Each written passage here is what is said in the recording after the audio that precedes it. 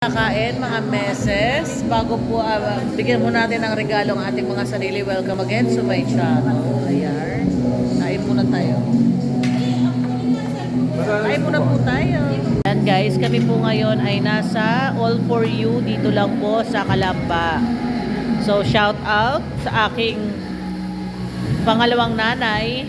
Ayan, kasi wala na rin akong biyenan. Siya na ngayon ang pangalawang mother ko. Ayan. And then ang aking kaibigan, uod ng ganda. So thank you again to support my channel. Okay, si Isu ni Mitch, kami naman po ay kakain. Regaluhan ng ating sarili. Ayan. Kailangan po natin ito para sa ating katawan.